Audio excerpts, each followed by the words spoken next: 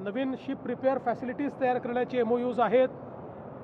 याच्यामध्ये आपल्या नवीन ज्या काही क्लीन एनर्जीवर असलेल्या शिप्स आहेत त्या बिल्ड करण्याचे MOU आहेत।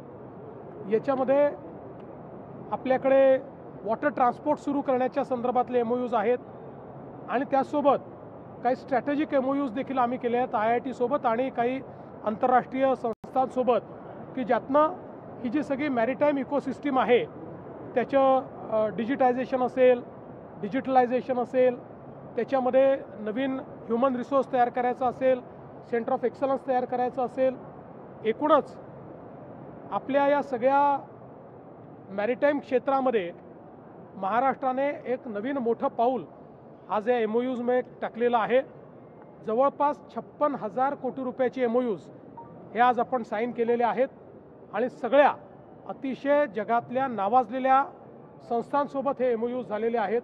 त्यामुळे मला विश्वास आहे की निश्चितपणे हे MOUs जे आहेत हे त्या ठिकाणी चांगल्या प्रकारे आपण कार्यान्वित करू शकू।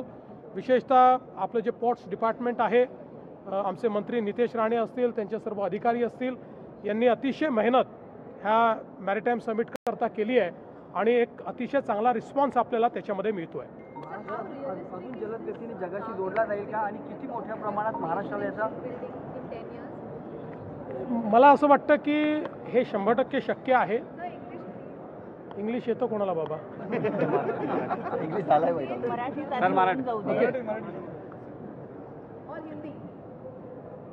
मराठी अच्छा मराठी उद्या तुमच्या याच्यावर येतो। चला, काही आहे तुमचं? नवी मुंबई वाढवण बंदराचा विकास हा एक महत्त्वाचा मुद्दा आजच्या सकाळच्या सुद्धा कार्यक्रमामध्ये दिसून आलाय। महाराष्ट्राच्या प्रगतीत या बंदराचं किती मोठं योगदान असणार आहे आणि त्यात काय काय नवीन गोष्टी घडतात? वाढवण बंदर हे भारताला एक मॅरिटाईम पॉवर बनवणार आहे, कारण जगातल्या पहिल्या 10 मोठ्या बंदरांमध्ये या वाढवण बंदराचा समावेश होणार आहे आणि आज आपण ग्लोबल लॉजिस्टिक्समध्ये, ग्लोबल सप्लाय चेनमध्ये एक महत्त्वाचे प्लेयर म्हणून वाढवण बंदरामुळे एस्टॅब्लिश होणार आहोत। जगाच्या इतिहासामध्ये सगळ्या प्रगत देशांची प्रगती ही पॉर्ट लेड डेव्हलपमेंटनी झालेली आहे। बंदरांच्या विकासातनं जी अर्थव्यवस्था तयार झाली आणि आपण जर मुंबईचा विचार केला तर मुंबई पोर्ट आणि JNPT पोर्टने गेले 30 वर्ष मुंबईला देशाची आर्थिक राजधानी म्हणून एस्टॅब्लिश केलं आहे। आता याच्यापेक्षाही 3 पट मोठा हे वाढवण बंदर झाल्यानंतर त्या ठिकाणी जो इंडस्ट्रियल एरिया तयार होणार आहे, न्यू एज इंडस्ट्री येणार आहे, ज्या टेक्नॉलॉजीज येणार आहेत आणि जी आपली कार्गो हँडलिंगची क्षमता आहे त्याच्यामुळे एक मोठं परिवर्तन होईल। आणि आपण सगळ्यात महत्त्वाचं आहे की फ्रॉम डे 1 आपण वाढवण बंदर जे आहे हे एक 100 किलोमीटरचा एक्सप्रेसवे तयार करून समृद्धी एक्सप्रेसवेला तो जोडतो आहे। त्यामुळे हे पोर्टलेट डेव्हलपमेंट वाढवणचं हे संपूर्ण महाराष्ट्राला त्या ठिकाणी त्याचा फायदा होणार आहे आणि म्हणून मला असं वाटतं की पुढच्या काळामध्ये पुढचे 50 वर्ष महाराष्ट्राचा विकास आणि पुढचे 50 वर्ष देशाचा मॅरिटाईम विकास हा या वाढवण बंदराने होणार। महाराष्ट्रामध्ये भाजप कुबड्या घेऊन चालत नाही तर स्वतःच्या पायात चालतो असं अमित शहाने मोठं भाषण केलं आज। 100% खरं आहे, त्यात काय चूक आहे? वाईट पण कुबड्या घेऊनच तुम्ही सत्तेमध्ये आला। त्यांना कुबड्यांचा अर्थ कळत नाही। त्यांना जर अर्थ कळला असता तर त्यांची अशी अवस्था झाली नसती। मित्र म्हणजे कुबड्या नसतात। सर, महिला डॉक्टर आत्महत्या प्रकरणामध्ये डेप्यूटी सीएम रहने के पहले भी उस फेज में जब आप मिनिस्ट्रियल पोस्ट पर नहीं थे उस वक्त आप कैसे हेल्प कर रहे थे? नहीं, ऐसा नहीं है। उनके कहने का मतलब ये था कि जिस समय मैं पहली बार चीफ मिनिस्टर बना था उस समय एक्चुअली ये जो वाढवण का पोर्ट है ये 1992 में सुप्रीम कोर्ट के एक आदेश से शेल्व हो चुका था, समाप्त हो चुका था और उसको बंद कर दिया गया था।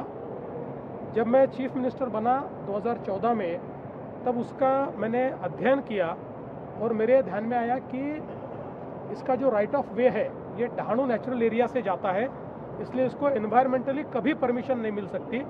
तो मैंने एक टीम तैयार की और हमने एक नया राइट ऑफ वे उसके लिए ढूंढा उस राइट ऑफ वे को लेकर हम लोगों ने पहले उसकी मंजूरी ली। उसके बाद हमने भारत सरकार के साथ समझौता करके एक जॉइंट वेंचर कंपनी भारत सरकार के साथ तैयार की। उस कंपनी के माध्यम से सुप्रीम कोर्ट तक हम गए।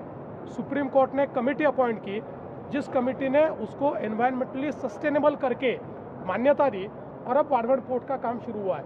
तो इसलिए जो संजय सेठी जी कह रहे थे कि ये जो बंद पड़ा हुआ था और लोग कहते थे कि वाड़वण कभी हो नहीं सकता, उसको वापस शुरू करने का काम और उसको पटरी पर लाने का काम हमने किया। महिला डॉक्टर आत्महत्या प्रकरणामध्ये जो रिपोर्ट आहे तो सुद्धा बदलण्यात आल्याचा आरोप केला जातो आहे।